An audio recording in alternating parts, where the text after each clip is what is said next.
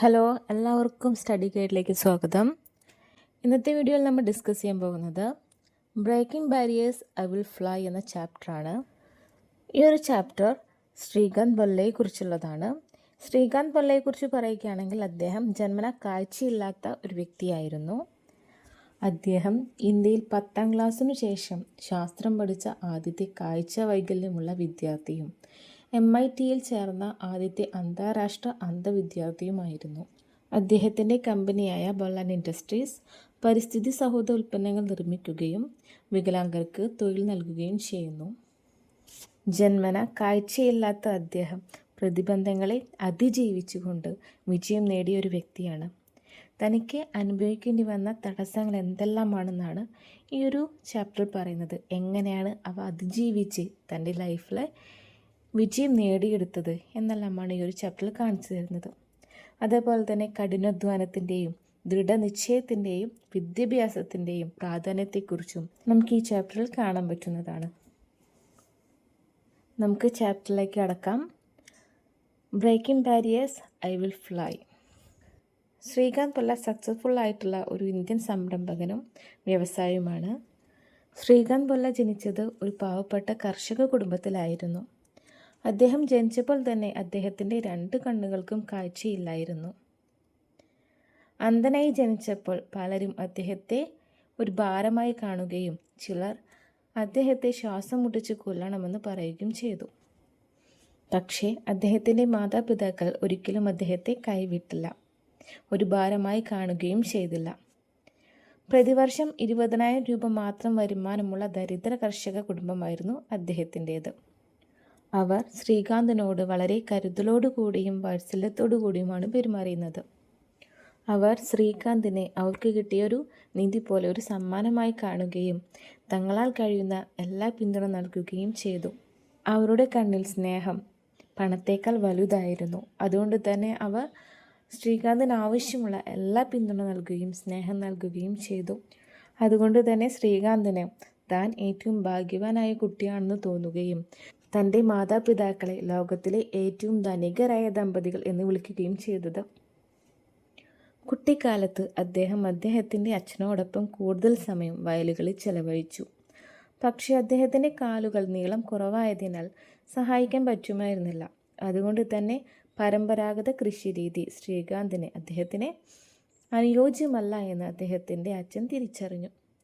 ചുറ്റുമുള്ള ആളുകൾ അദ്ദേഹത്തിൻ്റെ ഭാവിയെക്കുറിച്ച് സംശയിച്ചു. അത് അദ്ദേഹത്തിൻ്റെ അച്ഛനെ വളരെ ദുഃഖിപ്പിക്കുകയും പക്ഷേ അത് അദ്ദേഹത്തിന് ഒരു പുതിയ ആശയം നൽകുകയും ചെയ്തു. വിദ്യാഭ്യാസമാണ് അദ്ദേഹത്തിന് മുന്നോട്ടുള്ള ഏറ്റവും നല്ല വഴിയെന്ന് അദ്ദേഹത്തിൻ്റെ അച്ഛൻ തീരുമാനിച്ചു. വിദ്യാഭ്യാസം ലഭിച്ചു കഴിഞ്ഞാൽ സ്വന്തമായ ഒരു ജീവിതം കെട്ടിപ്പടുക്കാൻ അദ്ദേഹത്തിന് കഴിയുമെന്ന് അദ്ദേഹത്തിൻ്റെ പിതാവ് മനസ്സിലാക്കി അല്ലെങ്കിൽ വിശ്വസിച്ചു. ദൂരെയുള്ള സ്കൂളിലേക്കുള്ള യാത്ര ശ്രീകാന്തിന് ഒരു വെല്ലുവിളിയായിരുന്നു. അധ്യാപകനും സഹപാഠികളും അദ്ദേഹത്തെ അവഗണിച്ചു. 2 വർഷത്തോളം ലാസ്റ്റ് ബെഞ്ചിലിരുന്നു. സ്കൂളിലെ വിവിധ പ്രവർത്തനങ്ങളിൽ നിന്ന് എല്ലാവരും അദ്ദേഹത്തെ മാറ്റി നിർത്തി. ഏകാന്തതയും ഒറ്റപ്പെടലും കാരണം ലോകത്തിലെ ഏറ്റവും ദരിദ്രനായ കുട്ടി താനാണെന്നും ശ്രീകാന്തിന് തോന്നിത്തുടങ്ങി. ഒടുവിൽ അദ്ദേഹത്തിൻ്റെ മാതാപിതാക്കളും ബന്ധുക്കളും കൂടി അദ്ദേഹത്തെ ഹൈദരാബാദിലുള്ള ഒരു സ്പെഷ്യൽ സ്കൂളിലേക്ക് അയച്ചു. അവിടെ അദ്ദേഹത്തിന് ആവശ്യമായ എല്ലാ പിന്തുണയും ശ്രദ്ധയും ലഭിച്ചു. ശ്രീകാന്ത് പഠനത്തിലും ആക്ടിവിറ്റീസിലും സമയം കണ്ടെത്തി. വളരെ കഠിനാധ്വാനം ചെയ്യുകയും മികച്ച വിദ്യാർത്ഥികളിൽ ഒരാളായി മാറുകയും ചെയ്തു. ഉയർന്ന റാങ്കുകൾ നേടി. ചെസ്സിലും ക്രിക്കറ്റിലും ഇന്ത്യയെ പ്രതിനിധീകരിച്ചു. Lead India youth transformation project പോലുള്ള പ്രൊജക്റ്റുകളിൽ ഡോക്ടർ APJ അബ്ദുൽ കലാമിനൊപ്പം പ്രവർത്തിച്ചു. 10ാം ക്ലാസ്സിൽ 90% കൂടുതൽ മാർക്ക് നേടിയ ശ്രീകാന്ത് സയൻസ് പഠിക്കാൻ ആഗ്രഹിച്ചു. പക്ഷേ അന്ധനായതിനാൽ സയൻസ് പഠിക്കാൻ കഴിയില്ലെന്നും മറിച്ച് ആർട്സ് പഠിക്കാൻ പറയുകയും അവർ ചെയ്തു. എന്നാൽ ഇതിനോട് ശ്രീകാന്ത് ഒരിക്കലും യോജിച്ചില്ല. മറ്റാരെയും പോലെ തനിക്കും ശാസ്ത്രം പഠിക്കാൻ കഴിയുമെന്ന് അദ്ദേഹം വിശ്വസിച്ചു. ഇംപയർഡ്, വൈകല്യമുള്ളവൻ എന്ന വാക്ക് എന്തോ തകർന്നതോ കുറവുള്ളതോ ആണെന്നാണ് ശ്രീകാന്ത് വിശ്വസിക്കുന്നത്. പക്ഷേ തന്നെക്കുറിച്ച് ശ്രീകാന്തിന് അങ്ങനെയൊന്നും തോന്നുന്നില്ല. തൻ്റെ അന്ധതയെ ഒരു ബലഹീനതയായി കാണുന്നതിനു പകരം താൻ മറികടക്കേണ്ട ഒരു വെല്ലുവിളിയായിട്ടാണ് അദ്ദേഹം അതിനെ കാണുന്നത്. അതുകൊണ്ടാണ് ശ്രീകാന്ത് അവിടെ പറയുന്നത്, I did not consider myself visually impaired but visually challenged. മറ്റുള്ളവരുടെ ധാരണകൾ കാരണം തനിക്ക് ചെയ്യാൻ ആഗ്രഹമുള്ളതൊന്നും ചെയ്യാൻ കഴിയാത്തതിനാൽ സർക്കാരിനെതിരെ കേസ് കൊടുക്കാൻ അദ്ദേഹം തീരുമാനിച്ചു. 6 മാസത്തെ നിയമയുദ്ധത്തിന് ശേഷം സ്വന്തം ഉത്തരവാദിത്തത്തിൽ സയൻസ് പഠിക്കാൻ അദ്ദേഹത്തിന് അനുവാദം ലഭിച്ചു. ഒരു അധ്യാപികയുടെ സഹായത്തോടെ അദ്ദേഹം പഠിച്ചു, കഠിനാധ്വാനം ചെയ്തു. അവർ പാഠപുസ്തകങ്ങൾ ഓഡിയോയിൽ റെക്കോർഡ് ചെയ്തു കൊടുത്തു. പരീക്ഷകളിൽ അദ്ദേഹത്തിന് 98% മാർക്ക് ലഭിച്ചു. കഠിനാധ്വാനവും ദൃഢനിശ്ചയവും ധൈര്യവും പിന്തുണയും ഉണ്ടെങ്കിൽ വെല്ലുവിളികളെ മറികടക്കാൻ കഴിയുമെന്ന് അദ്ദേഹം തെളിയിച്ചു. അതോടെ അദ്ദേഹത്തിൻ്റെ യാത്ര അവസാനിച്ചില്ല. IIT പോലുള്ള മികച്ച എഞ്ചിനീയറിംഗ് സ്കൂളുകളിൽ അപേക്ഷിച്ചപ്പോൾ അദ്ദേഹത്തിൻ്റെ അന്ധത കാരണം മത്സര പരീക്ഷകൾക്ക് ഇരിക്കാൻ കഴിയില്ലെന്ന് അദ്ദേഹത്തോട് അവർ പറഞ്ഞു. IITക്ക് എന്നെ വേണ്ടെങ്കിൽ എനിക്കത് വേണ്ട എന്നും അദ്ദേഹം തീരുമാനിച്ചു. US മികച്ച സ്കൂളിലേക്ക് അദ്ദേഹം അപേക്ഷിച്ചു.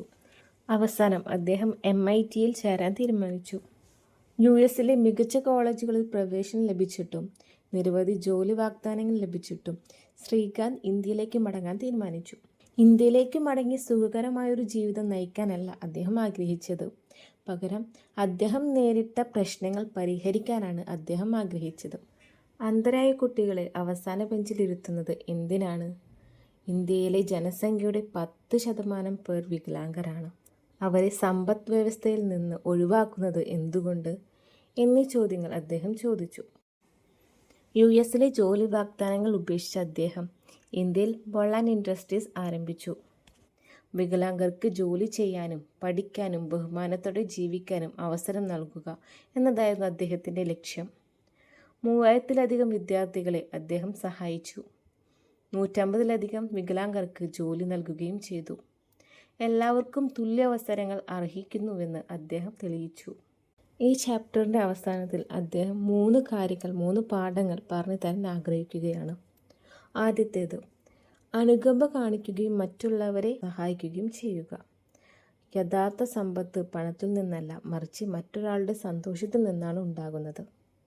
രണ്ടാമത്തേത്, ആളുകളുടെ ജീവിതത്തിൽ നിന്ന് ഏകാന്തതയെ നീക്കം ചെയ്യുക. കാരണം അത് ദാരിദ്ര്യത്തിൻ്റെ ഏറ്റവും മോശം രൂപമാണ്. മൂന്നാമത്തേത്, നിങ്ങൾ എന്തെങ്കിലും നല്ലത് ചെയ്യുമ്പോൾ ആദ്യം പ്രയോജനം നേടുന്നത് നിങ്ങൾക്കായിരിക്കുമെന്ന് ഓർക്കുക.